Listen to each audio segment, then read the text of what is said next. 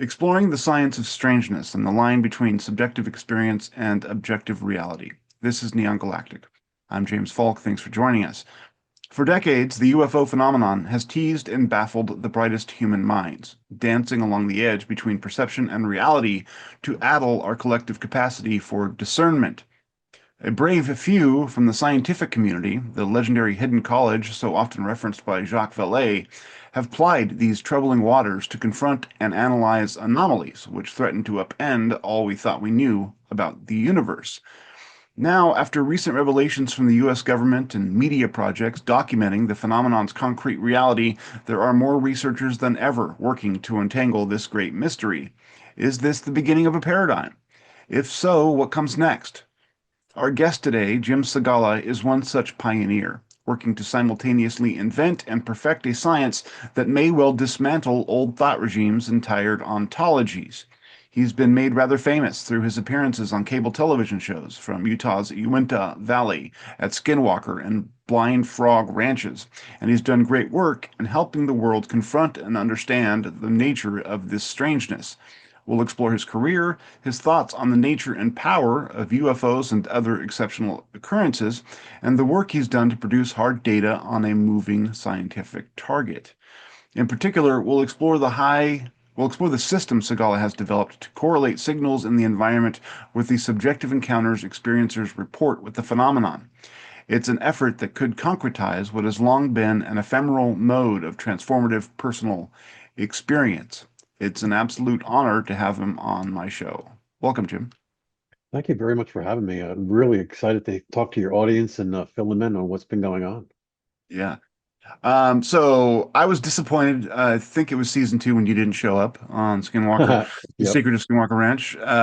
To me, you seemed like the most rational voice that I was hearing, the least excitable, but also very curious. But I understand that life got in the way, in terms of your return. But you've been working and you've continued your work to try and penetrate all of this strangeness.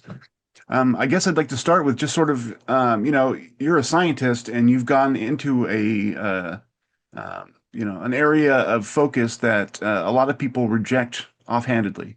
What drew you in to covering anomalies in general, and how has it been in terms of being an operator in that space when a lot of the world thinks it's hokum?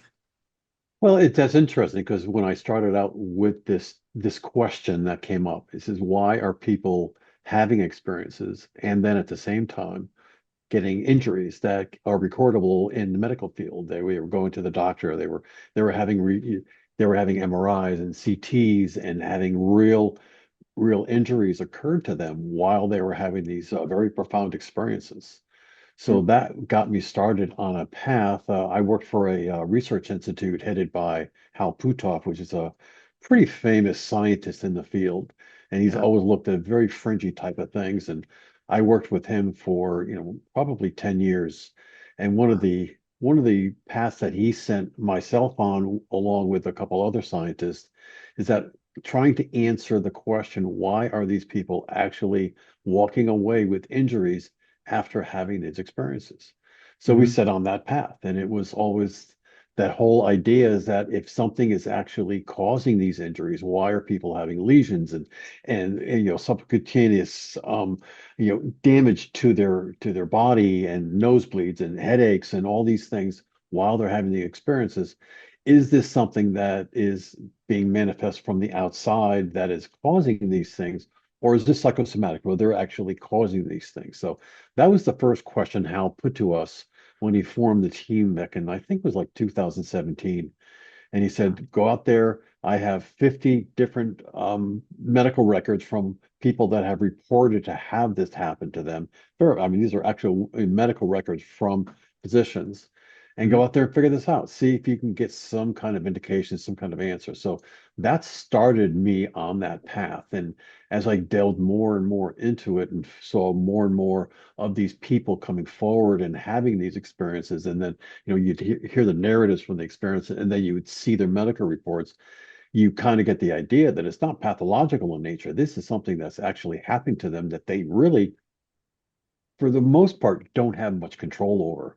this is coming to them. They're almost like a receiver, a sink that's receiving this kind of, I don't want to call it communication, but it could be some form of energy or intellectual energy that's entering them, that's leaving a mark, a medical mark that, is recordable in a medical sense. So, like I said, this is what set me on that path. And the more you see of these things, the more intriguing it gets. And, as things develop, more and more people are, coming forward and getting interested. And you start talking to other scientists and getting them interested.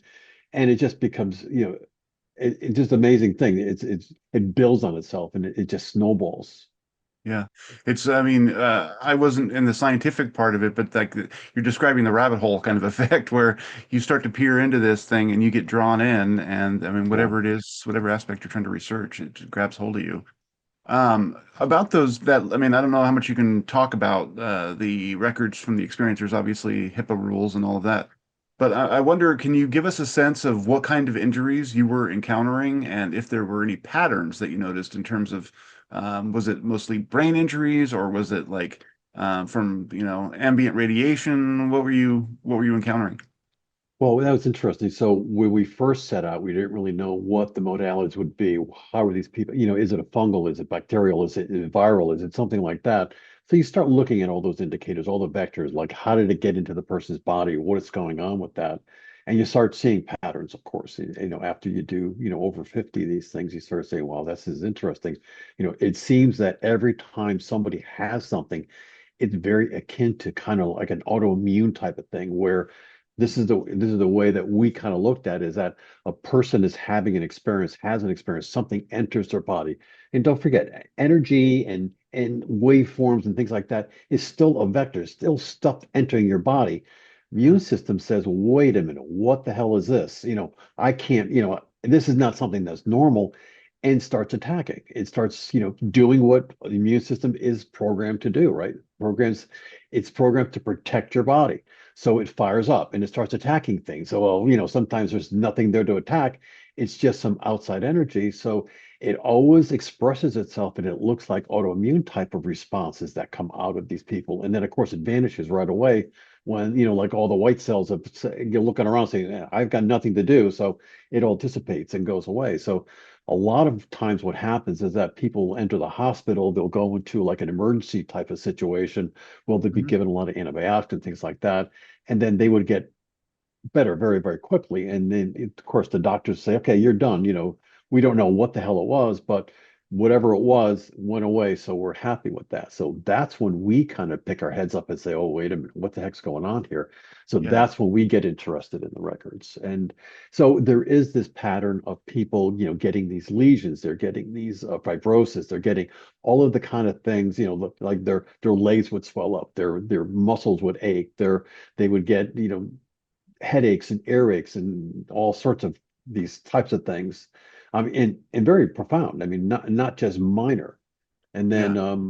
what you do is you start looking at this, and they all relate to your body attacking itself, trying to figure out what just entered it to make it have this experience.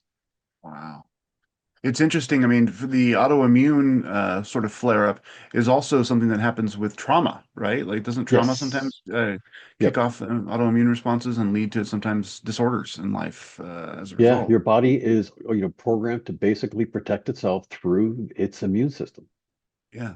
Now, were you guys able to identify what the particular type of energy was that was penetrating, or was it different in different cases?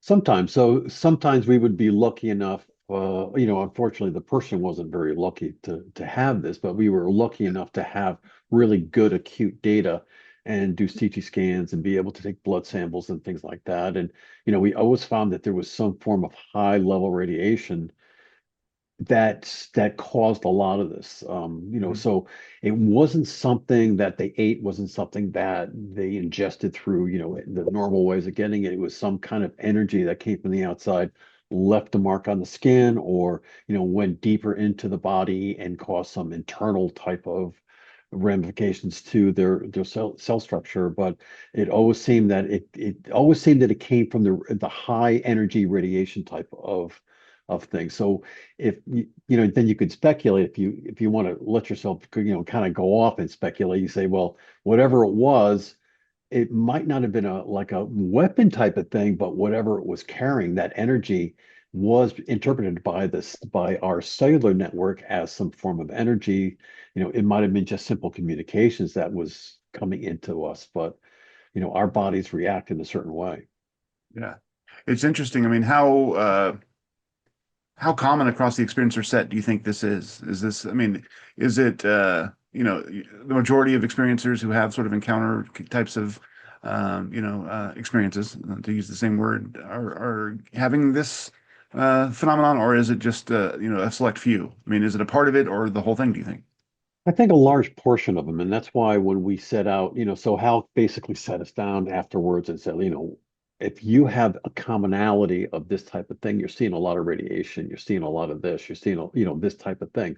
Why don't you try to catch it in the act? And that's when we started building equipment to look at this. And it was interesting is that when you remember the Havana syndrome, all those, Of unfortunate course. people that got hurt, and they first thought it was acoustics, and then, National Academy of Science came back out 2 years later and said, we feel that it was an energy beam. They published an enormous report.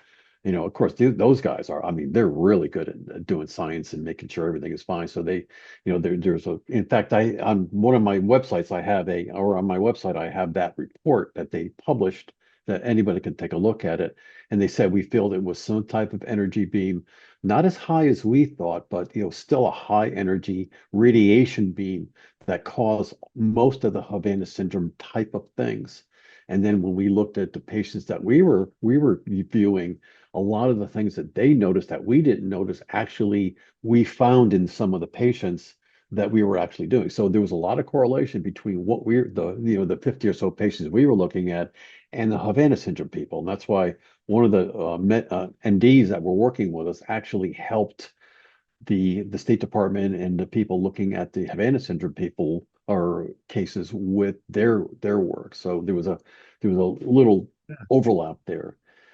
So anyway, so it was very interesting to see that there was a lot of this type of injury that not only we found, but very professional other agencies, the National Academy of Sciences, very profound agency. So they found the same thing.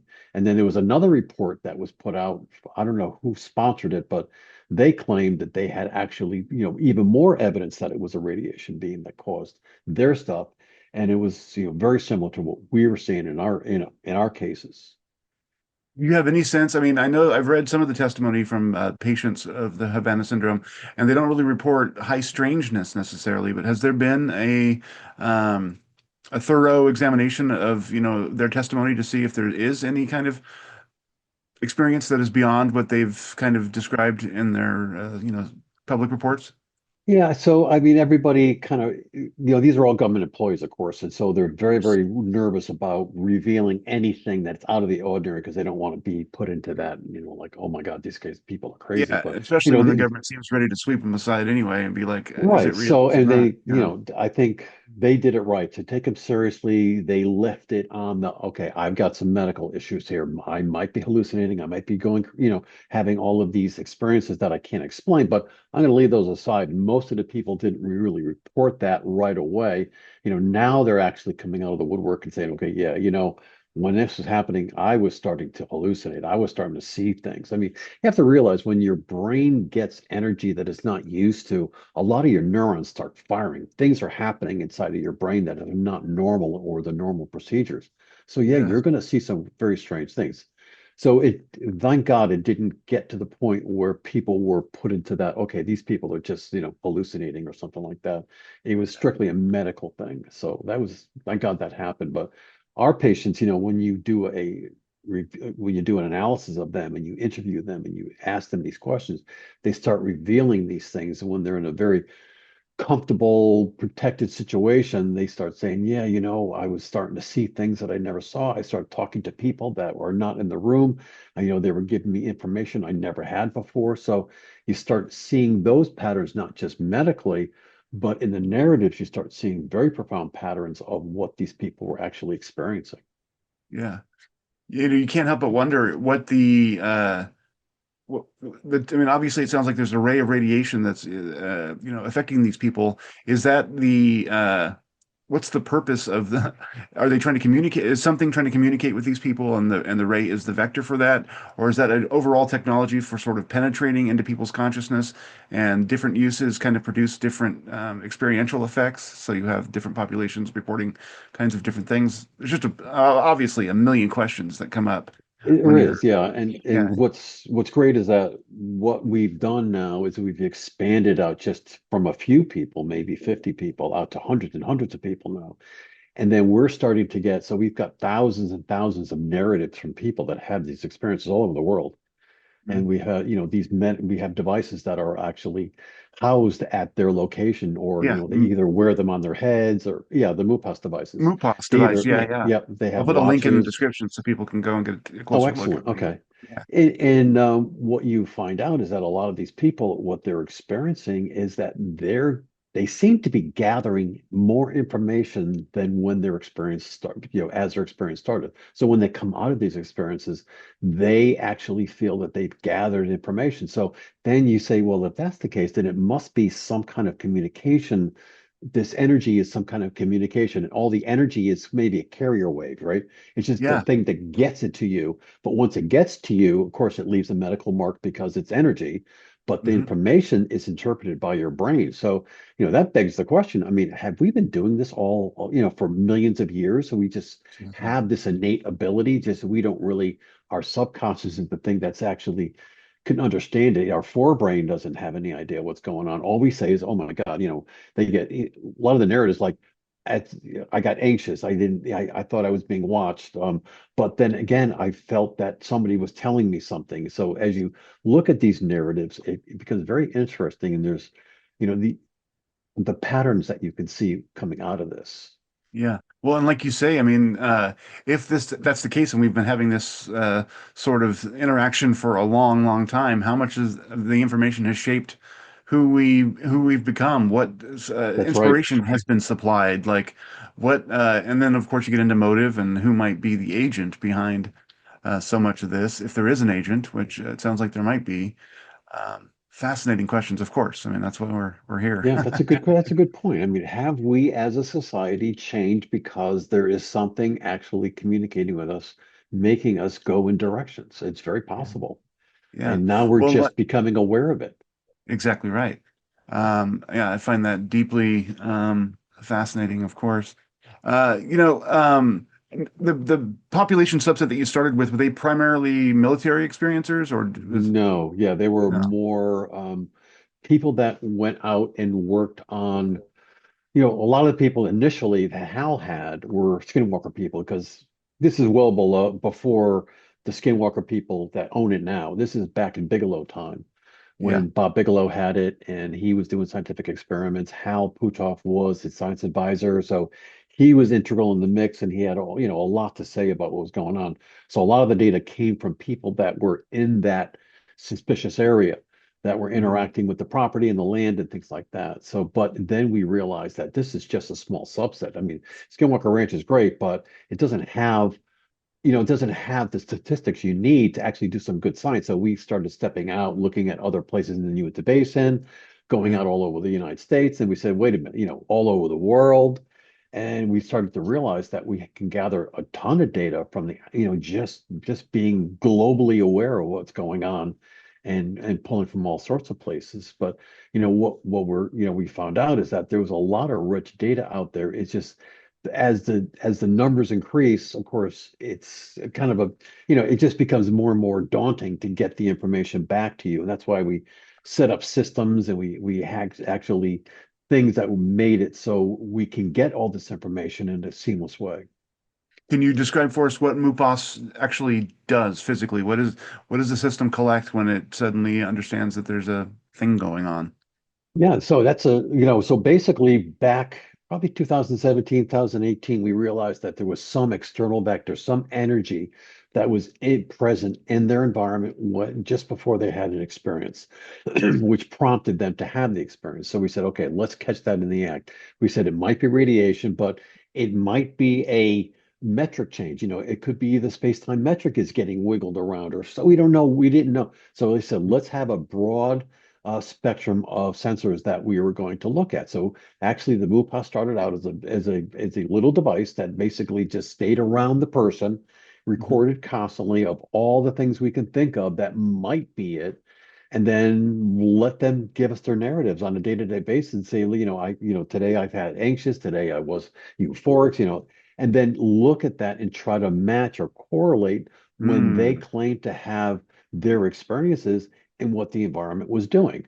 So they And don't know what the environment, what's getting recorded. They're yeah, just they have reporting no their idea. So experiences. that, That's good. that That's yeah, that yeah. yeah, that So becomes they're not getting triggered by an alarm or something. It's like, right. yeah, Yeah, yeah, that's so you do a lot of scientific things, so it's a double blind, and they have the ability to know that they're being recorded, but they don't know what's being recorded. And so what we do on the back end is that we're looking at it constantly and looking at different waveforms. And in fact, I can show you some of the things that we collect. yeah. And I can actually, if you don't mind, if I can just share a No, screen. yeah. Take it. And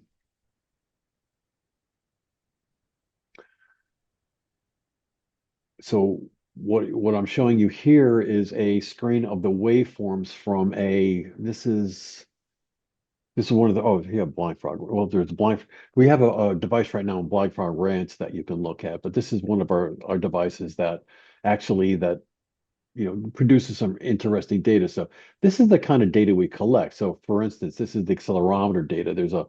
We look at this thing so that we have little AI agents that look at this thing, and might be right here, like there's a blip here, for instance, and Hmm. then we can look at the magnometer and say, okay, well, there's a blip here over here. So these are just this is what this thing collects on a daily basis. And what's really great about this thing is it sits there in the background and constantly just collects data, all throughout the day, and it's Yeah. marrying it. And then of course the people come in and they put these incidences. And so they'll actually say, I looked outside my bedroom, I saw an egg-shaped craft, and they can show a picture and they can do all this kind of stuff.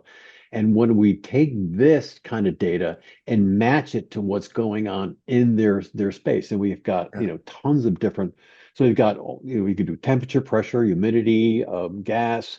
We can look at all of these types of readings from like accelerometer, magnometer, gyroscope, all these things. And of course, this stuff is what the metric is. The our metric is what we live in, right? So it might be that they're like if some big energetic thing comes into our space, it might wiggle a little bit, and you might get like a gyroscopic change or something like that. And Yeah. that's down here. And so these are all the sensors that you can have. And then, of course, we have the radiation, we have Geiger counters, we have all these things. We can monitor like the infrasound type of things. We can get imagery. We can look at biometric, which is like your heart rate, your movement, your muscle tremors, and things like that. These are all indicators that we record constantly on a daily basis. Like every millisecond, we'll take a picture and then we'll marry it to these incidences that people put in here. So we have all these incidents that, we have thousands and thousands of these incidences that people actually register on a daily basis.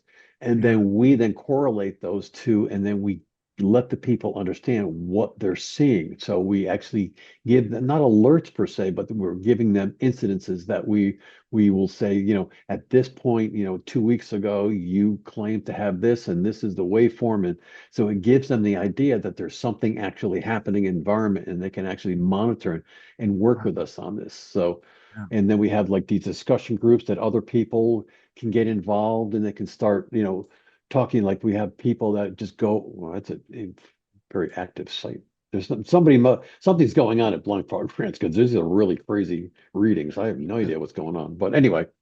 that's out in Utah. I'm not there. But then Yeah. Yeah. you have people that come in and they can add some narratives and look at this thing and look and kind of talk about this with other people. These are the kind of things that we do. And then one of the interesting things, if you look at some of the data that we've collected over the years, and this is, basically indicative of what we're seeing. So what happens that people will give a narrative, like for instance, this particular case, and this is actually a snapshot of a few cases that were pretty profound where, we found some anomalies in the data that shouldn't be there.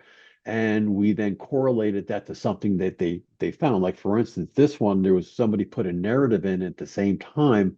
There was this enormous spike in electromagnetic radiation. And then we use that as a correlated point and actually use that as really good scientific data. We've got hundreds and hundreds of these types of correlations where people have entered some type of narrative for some part of the day, but then we go back and look at the data and we find out that there's an enormous amount of deviations in what we would consider normal waveforms.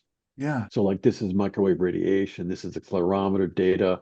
We have some more microwave radiation stuff, magnometer. So this is a weird one where with very periodically, like every couple hours, you get this big magnetic spike.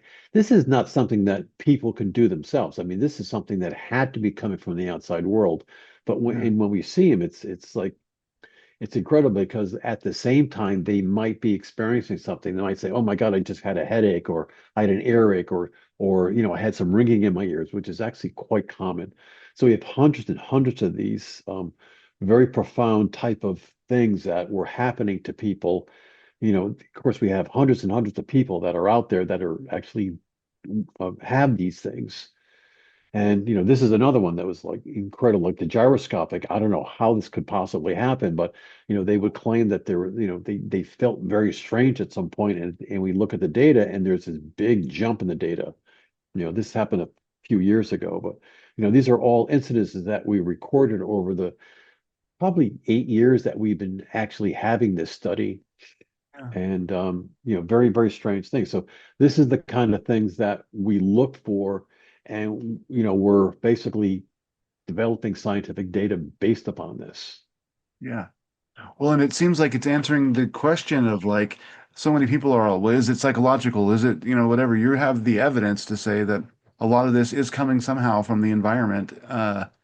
Is there, have you had abductions that happen to people while they've been wired up to these things? Well, yeah. So we've had people that claim to have, or I shouldn't say claim, report having maybe not physical abductions, but when people say I've been abducted, there's kind of two ways you can think about that. Their consciousness have been abducted, meaning that what their internal makeup, what they're thinking, has been maybe brought to some place where they felt they were no longer where they were. They were at some very, very remote place. And then the other one is kind of they were physically abducted. So most of the people report that they were just their consciousness has been abducted. So that's a little bit different than most people say, I got taken down to a crack. But that's kind of what abduction is kind of Assumes to be or whatever, right? yeah, Yeah. but I think that most of the people that have been in the study, the hundreds of people that report these abductions, is like, I felt that I left my body. And, I felt that I was someplace far, far away, or I was talking to another group of people. And it doesn't have to be now. A lot of people claim that they talked to people way in the past, or believe it or not, way in the future. Yeah. They said I talked to people, I had conversations with people. They might have verbal conversations, but they have conscious conversations with people that know a lot of things that they possibly couldn't know. Yeah. So it has Wow. to be something in the future. And so on those instances, did you see the sort of Yeah. And flowering of then, yeah. Well, the not spikes and the always. Don't graphs? forget, Not always. in Yeah. order to have really good scientific data, you really have a correlation between the two. So they can report that they have correlation, or they might have like an abduction, or they might have an experience, something like that. But we don't find anything in the data that is correlated. So those are interesting 2 points, but they just don't match up enough. It's when we Mhm. get the matchup that's for us becomes a very profound type of data point that we can do some good science on. Yeah. Are you seeing any one of these vectors being more pronounced in these events? I mean, whether it's the electromagnetic or radiation, what are you most often seeing that correlates with strange So experiences? believe it or not, we see a lot in gyroscope. Gyroscope seems to be the one. The gyroscope is if you remember what a gyroscope is the spinning, right? It measures the spin. If I can go back to this, so our gyroscope, I'm going to pull this out of the way. So am I still sharing? You're not, you just stopped if you want to. Oh, I stopped. I'm sorry. Yeah. It's okay. So the gyroscope is down here. So if you look at the gyroscope, it's It's the actually orange, this. right? Yeah, it's the, well, this is the three axes, X, Y, and Z. Let me Okay. see if I can get the blue all by itself. So like for instance, this is the gyroscope. See, that's interesting. There was a accelerometer hit at the same time there was a gyroscopic hit. That's interesting. Something must be going on at Black Frog Ranch. But anyway, um, Interesting. so what that means is that something is actually in the vicinity of this sensor that's in Utah right now, but it's twisting it, momentarily, very, very short period of time. It might jiggle the metric enough to actually cause this sensor to sense a little bit of a blip. And actually, that's a pretty significant blip too. Yeah. Um, So that's so anyway, atmospheric so though. That's not like the machine. not It's like atmospheric, so it's uh, metric. It's like yeah, it's hard to explain what the metric is. It's like, we live in a space that is very, very stiff, but then like when gravity comes along, gravity actually changes the shape of things. If you remember back when Einstein did all of his stuff, he said that, we have this thing around us that is actually part of this whole you know gravitational system. And mhm. when you have something high energy, it kind of moves that around a little bit, just like if you took the earth and you dropped it in some in the gravitational field, it changes the way things work, it changes the So, outlook a little bit. so it's a So wiggle in space-time, basically. Is it's that exactly a wiggle in space-time. So what you're okay? seeing That's here, which is kind of strange right now, Blind Frog Ranch is getting a wiggle in space-time right at, I don't know what time that was. That was a few minutes ago. oh So wow. anyway, that's very interesting. But that's what we're seeing, a lot of this where you get wiggles in the space-time metric, and it could show up in the gyroscopic, which is the spinning, or the accelerometer, which is the actual, the linear stuff. So this That is is actually, so amazing. this is what we look for. Yeah. Well, then that opens up all kinds of questions. I mean, like if space-time is sort of getting perturbed by the phenomenon, then that, I mean, opens up all kinds of doors as to what might be manifesting through that Right. What is that? material. Yeah. Was there information at whatever time that was, 11:50, that was significant that somebody received? And then Yeah. what we're doing is we're just seeing the outcome of that. So we'll be interested to see if somebody actually reports that there was something going on there. Yeah. So, and then, like I said, we can look at the electromagnetic spectrum. We have these real-time plots of the electromagnetic spectrum where we can look at the different frequencies to see, is it in the 1 gigahertz, is it the 2 gigahertz, or whatever case may be. So we're Yeah. constantly looking at this data and streaming from, we have almost 500 devices out there in the world that are just constantly streaming. And we've got all these people that are sending us these narratives on a daily, on, minute by minute basis of what's going on. Yeah. That is so cool, man. So That's this like is such progress. basically what the device does, and it looks, I can give you an idea of what it looks like. So, whoops. So this is the device that this is the device that we have that people use, and then there's another device. There's a watch that they actually can use, Hmm. if they want to wear a watch. So this is what we call our mini, which basically just sits there on the, whatever, on the counter, and just sits there and basically records all day long. You just send it up to the cloud so we can actually get the information from it. So it's a small little device that people can get and send, or they either that or they get the watch, and they basically participate in the study and provide us with their narratives on a day-to-day basis. Is this something people can sign up for, or is this Yeah, how do you get? well, actually, they can get signed up just by coming to this site. So I have a little QR code here that people can click into, or they can click on the link, or they can actually type in this link, Yeah. and it brings them to this site. And basically, what we have is person the study started probably about 2017, 2018. And one of the people, the participants of that 30 people that were in that first part of the study, had a, it's a life-changing event when they actually started participating in the study. They were able to chronologically document what was going on. Their family members were actually receiving a lot of support from other people in the study.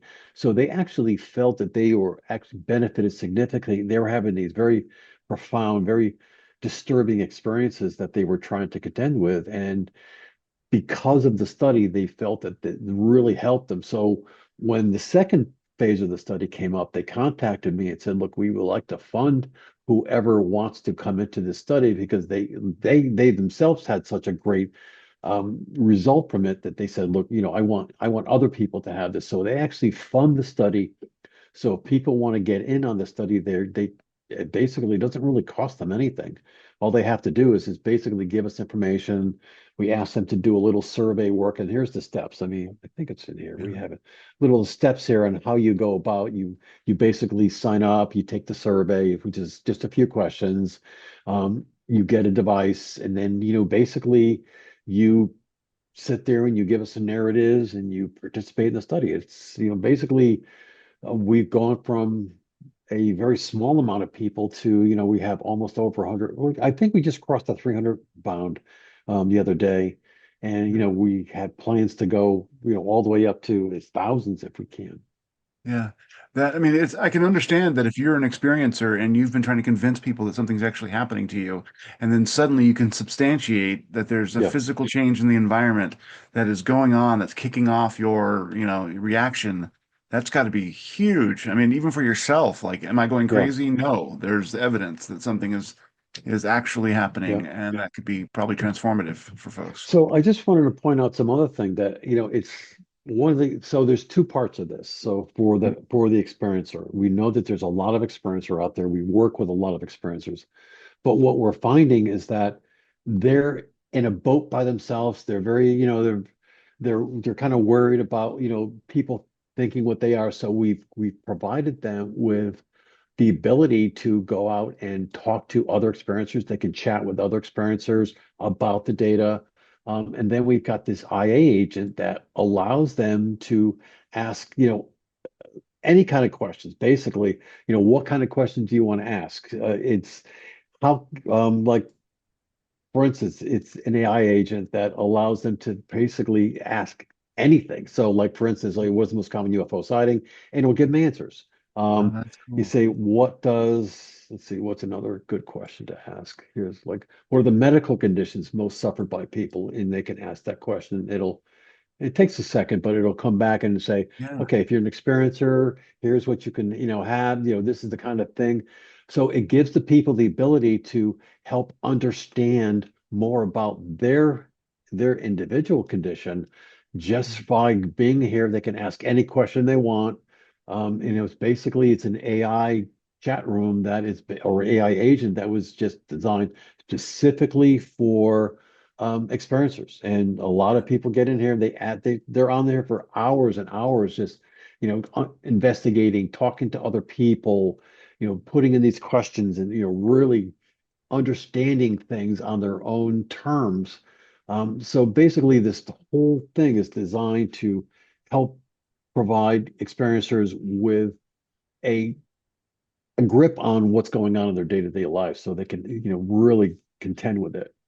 Yeah, and become part of a community. It seems like. I mean, I saw that there was Yeah, like yeah. you can join Yep. up with potentially a mentor to help you And then we have understand. a mentor that we have experiential mentors to help them get through that. And so a lot of people are very anxious when they start having experiences. Like, for instance, Yeah, there's some I can people that, imagine. like, yeah, there's just always this, like, initial point or this trigger point where they start having these experiences, and of course they get very, very anxious and they start reaching, they have nobody to talk to. So we have this ability, they can chat with other people that are been in it a while.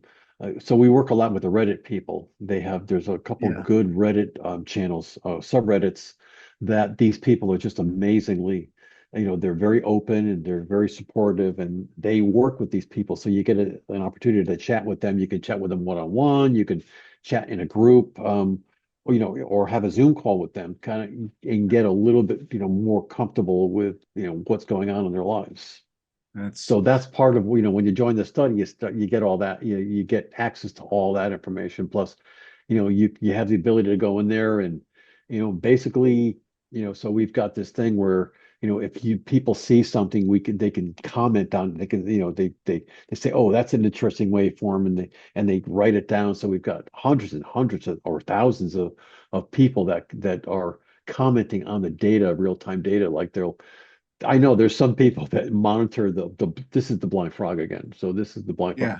yeah, They monitor these things constantly. So, the people they never get off the site, and they're just so interested in this. But it gives them the ability to really start understanding what's going on in their lives and know that they're not alone. Plus, there's a lot of support for them out there. yeah. I think that this is such vital work, man. Like leagues ahead of other efforts. I think it's invaluable. I'm sort of just Yeah, flabbergasted by the progress that you're making. It's like so much of this is like, is it real? Is it not? Well, it is. It it just is is. real. Yeah.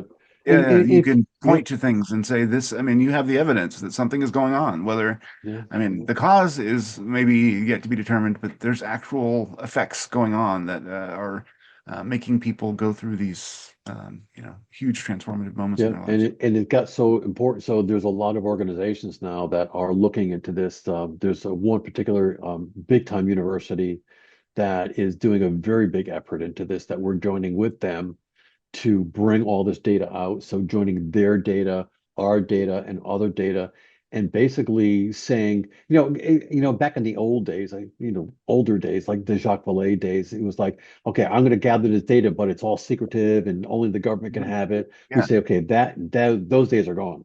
If yeah, you're going to collect data about the public, you're gonna have to release it to the public. So that's why we we allow them. So one of the organization that we're working with, or university we're working with, is very, very big into giving this out to the public, hmm, letting them have access to their data and yeah, allow them to, sift through it and do their own little personal research into it.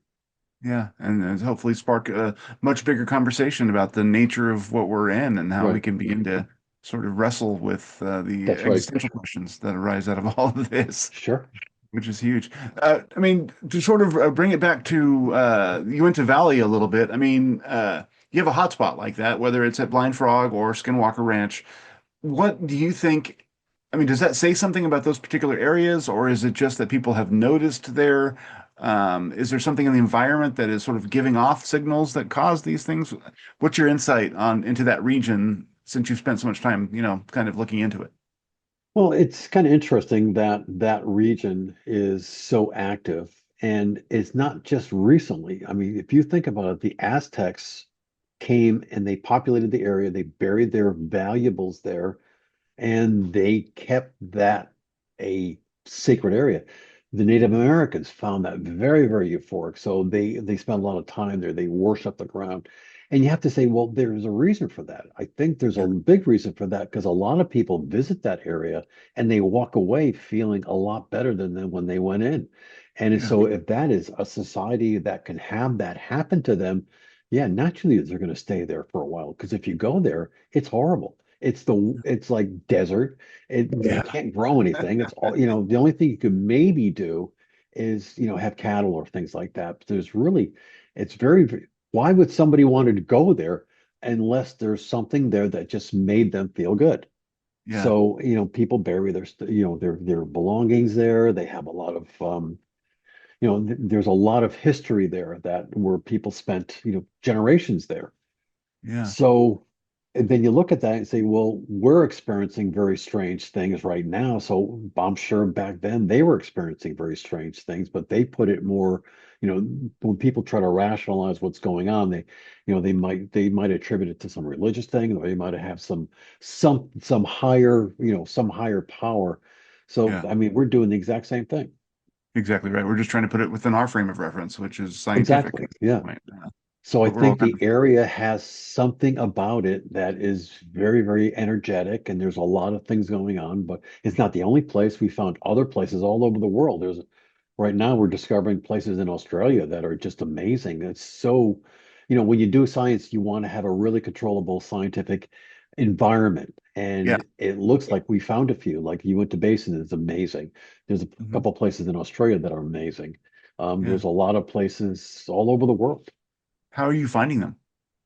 People contact. So Okay. people reach out and they say, this is great. Uinta Basin is great, but I have an area that has all of this great things happening to it. And so we look at it. So there's some places in Arizona. There's a lot of, in fact, Bigelow, I don't know if you know this, Bigelow actually didn't just own Skinwalker. He found a couple places Yeah, that, yeah, yeah.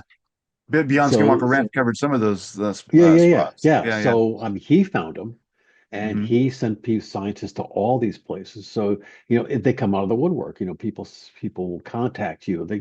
Hal Puthoff is a very well known people. A lot of people contact him and say, look, Hmm. things are strange on my property. They're doing this and they're explaining. So at that time, he would tell Bigelow, and Bigelow would then send a couple scientists out or researchers and look at it, and that just the list just grows. Yeah, it's interesting. And once you identify a place, you can probably do some ethnographic research too to look, Yeah, see what the history has said about this yeah. spot, and then suddenly you're finding all kinds of Well, things. so, and that's another thing that we do for the people that I can go back to my little thing here. So Yeah. we don't just have a few devices. We have hundreds of devices out there. And then what we allow the people to do is one of the things that we have public devices that are available, like Blind Frog Ranch, we have Williamson Forest, we have, Wow. just like all Even of these, Heselden Valley, we have, yeah, it's all over the place. And you can click on any one of these and just basically monitor them. You can just sit there and just monitor these things constantly. And so this is Rendlesham Forest. that is I don't so. know what's going on there, but maybe some, I don't even know what time it is there, but you can monitor those. So, we've got those devices that are sitting there, and then you can actually go in and talk to people. There's nothing, nobody's actually talked about it yet, but people can look at the graphs and say, "Oh wow, what the heck is that?" And they'll put their things in, or put their narratives in. So we've got Yeah, stuff all over the world that people, when you're part of the study, you can have access to all of these things. yeah. That's so amazing. I have to ask, I mean, the big question, of course, is you have all this evidence that something is happening within the environment, and some of the things that are causing the reactions within the percipients could be natural, right? I mean, there are things that sort of, might naturally occur at some point, but do you see agency behind what's happening to the experiencers? Does it seem like from the patterns that you've collected that there is an ongoing effort by some agency, entity, or whatever to interact with folks, and that's what this is. Is there any way to get at that kind of insight based on all Yeah, this? that's a great question. And that's one of the big hypotheses that we have. Of course, we don't just do science just without understanding what your hypotheses are. So one of them is that whatever this thing is an intelligent, it's an intelligent entity, some kind of sentient thing that's Yeah, communicating. So if you look at the narratives that come through, and these narratives could be, one or two sentences, or they could be like these multi-page dissertations, basically. And when yeah, you sift through them and you use your LLMs and your AI agents and you pull out their sentiments and things like that, there always a sense that they're talking to something with intelligence. It's yeah, not just this you know, cold thing that they're having conversations with, or they're having information from. It's like they're actually talking or communicating with something that is intelligent enough to have some kind of information flow back and forth. So they actually feel that they're communicating with something. yeah, And that's one of the biggest things that we're pulling out of this, is that, we don't know what this thing is, but we know it's not some natural phenomena that is just some random event that's coming from, something that we just don't understand. It's something that is interacting with these people. yeah. Yeah, that's huge. And yeah, the sense from the experiencer community is, I think, very much points toward some kind of intelligence thing. You get some, people who are skeptical saying, well, maybe it's just an environmental effect that sort of ricochets in the brain and causes these sentiments. But I think that Yeah, part of what the way that you can see through that is that the information that some folks receive is, veridical. You can like do something with it. It's like right. somehow an insight rather than just being, scrambled neurons. It's like actually a message that has actionable intelligence within it. So it seems like there's a mind behind it, which is so Yeah, baffling. and there's a lot of people that claim, or a lot of people that document that they've actually been told something, and they've been told it in a language that they didn't understand, and they would write it down, and then they would have to go research it, something that they would never have been able to, read or whatever. So it's information that they just didn't have before. So Yeah, that seems to be something it's communicated from somebody that has information that they don't. yeah. I one of the questions that I often love to dwell on is sort of the ontological implications of all of this. I wonder that, personally for you, how do you? I mean, maybe you don't because it's like you haven't gotten all the data in yet. But do you sometimes speculate for yourself on what this might be saying about the nature of things, and what are we in as the sort of what's our environment? How does the universe work, and what is this saying about it all? Well, yeah, so it's, given the state of the technology today, what we can do here terrestrially, Hmm. it doesn't seem to even come close to being able to do what this thing does, especially when you're talking, if you think about how many experiences there are, there's millions. I mean, I heard one number was that there's almost 30% of the world, of the population, has a experience or ability, somebody that they have experiences. So that number is just profound for me. Yeah, And to have a technology that somebody on this earth developed that does this just doesn't seem like it fits. This has to yeah, be something way more evolved than we are. So it definitely does point to some external extraterrestrial type of intelligence that yeah. is within our, might not be here physically. These could be just probes that, I spent a lot of time working with a couple scientists on, what's the possible mechanisms for this communication. And maybe the speed of light travel is a real thing, but you could probe and you could send type, like, you could send type of, I don't even know how to classify it and make it believable, but some type of feeler out there that actually has the ability to send information back and forth, Yeah, that we interpret it as the experiences. yeah. Is it That's another question I wanted to ask you about the experiencer sort of population. Is the fact that they're receiving data or what they're going through, is it as a result of their biology, do you think, or is it just random chance that certain people get contacted? I mean, I know that Gary Nolan has talked about the caudate putamen in the brain that might Mhm. have some draw for some of this stuff. I mean, have you honed in on any patterns in terms of what's So picking up? that's what the survey's for. So we Okay. ask people to survey. We designed the survey specifically to understand what their makeup is, what their genetic makeup is, what's their histology, what their family's like, Hmm. what their environment is, and trying to understand. And then we know, of course, what their narratives are and what their data looks like, and so we can kind of understand.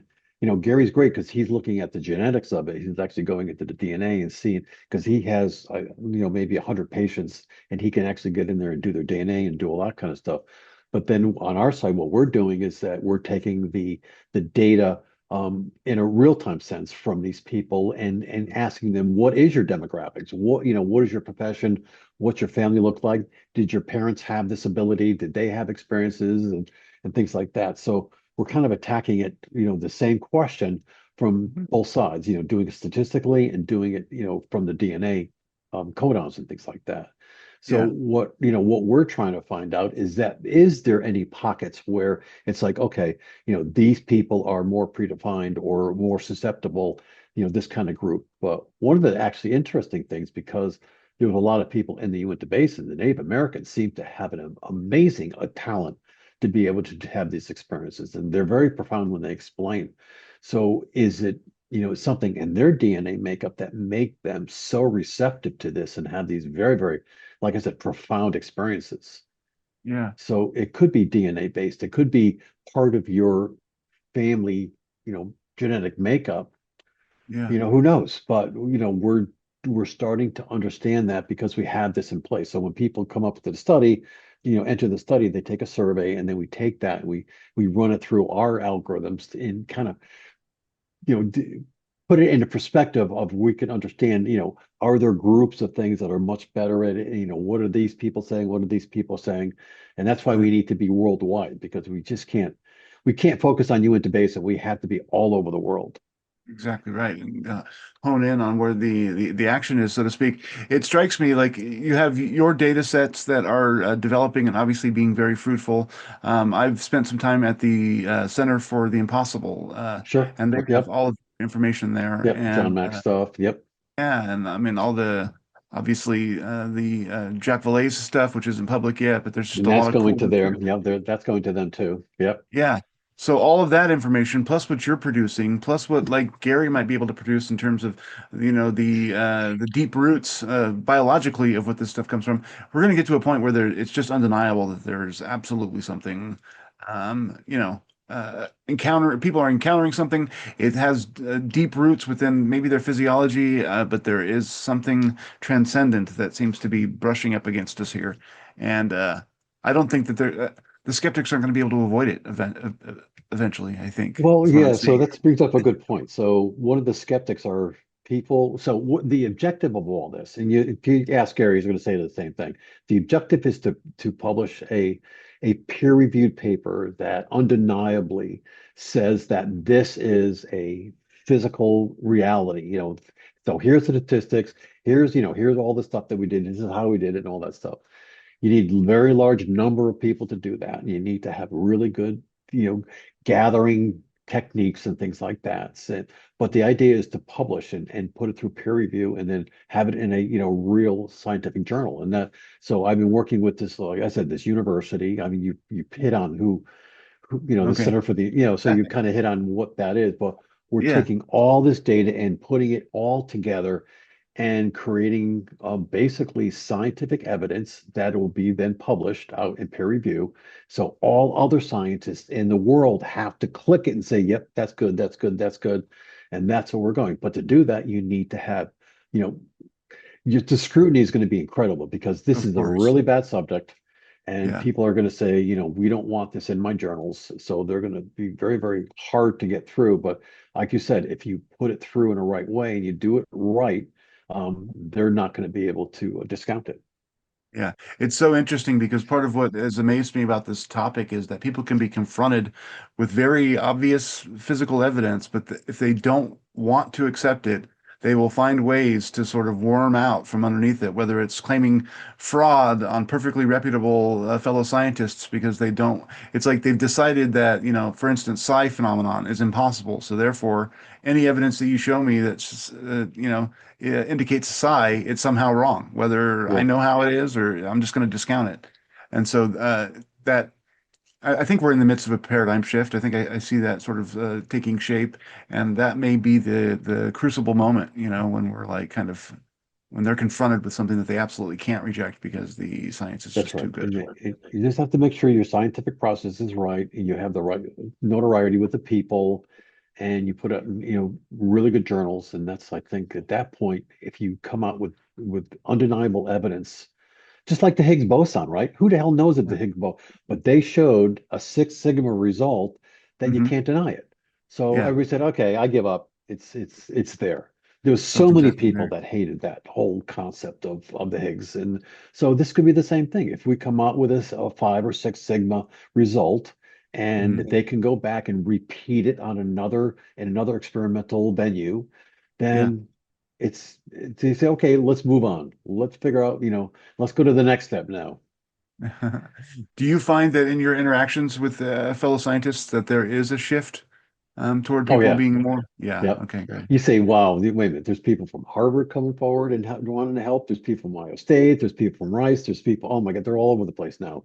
And Yeah. it's, really good scientists. I mean, people that are open-minded and they really want to get down to because they see it's obvious. There's something to discover here that could be significant. Yeah. And what I really like about, what you're doing is that it takes the necessity for government disclosure kind of off the table. It's like, yeah, you can Yeah, have government say we've got flying saucers or bodies or whatever that, aspect of the phenomenon is. That's great, but then also we can prove it ourselves. There's enough information on the ground, enough smart minds committed that you can substantiate all of this reality without having to beg the government for informational scraps. And that right. gives us the power back. Yep. And what's great is that the funding used to come from the DARPAs and, the NIH and all those, which is all government controlled. But Mhm. now it's coming from other sources. I mean, there's a lot of very wealthy people that experience on a day-to-day basis. So Yeah. it's like, oh, wait a minute. Okay. These very, very wealthy billionaires are experiencers, and they're saying, look, I want to figure out what the hell's going on. So they're releasing their money. So, like for instance, the person that's funding my study, my individual study, is somebody that was an experiencer that said, "Look, I want to help other people." So you're going to get a lot of stuff like that. So the Yeah. scientists no longer have to struggle with those little insignificant, little pieces of breadcrumbs that the government throws out. They're going to Yeah. have money that's a much more available until you have a lot more scientists coming on board. Yeah, and then there's also when you're working with DARPA and agencies like that, there's always the possibility that what you research can become somehow part of, weapon systems or whatever. So if you have a moral objection to some of that, you can get, the Right. information Well, that was away Jacques from. Vallée's thing, right? So when he did that big database that he did back in, I forgot the name of it, but the government scooped it up. It's like, that's Yeah, it. It's yeah, gone. yeah, So that's one of the biggest things that he hated doing was turning that whole thing over. yeah. But we're not going to, that right now, that won't fly. I mean, so this is going to get released out to the public. Yeah, I love it, man. That's about all the questions I had for you. I did want to ask you real quick. I mean, I know that you spent time on Skinwalker Ranch. Did Yep. you have any, my viewers would be interested to know if you had any sort of hitchhiking experiences yourself coming off of there, or if you can share any experiences that you may have had out there at either site that you went to that sort of defied explanation. Yeah. Well, Skinwalker, I didn't really personally have any skin or uh, um, experiences like that. But there are other Yeah. people that had hitchhiker stuff happen to them that actually started and said, you know, I want to be part of the study. They were actually part of the study because their family members got seriously ill with very Uh-huh. strange diseases. So, and my fortunately, my family never got hit. But Blind Frog Ranch, that's a dirt. There's a lot of things that happened there that I still that I saw that I really still can't explain. There's waveforms that we recorded. There's just weird stuff going on there, and I to this day I have no idea what's going on. Yeah. So, and it's I keep going back there and instrumenting, and Dwayne Ollinger is great for because he loves and he's very open. The Yeah. Skinwalker people, they don't want anybody knowing what's going on. No, yeah, they Dwayne own loves the narrative. yeah, Dwayne is very, Yeah. very open. He wants everybody to know, so it's much, much easier to do research there. Yeah, yeah. Well, that's pretty much all I had for you. Thank you so much for taking the time to meet with me. And congratulations on the fantastic work you've done. Yeah, it's exciting going forward. People should, basically keep track of us because it's going to get bigger and bigger.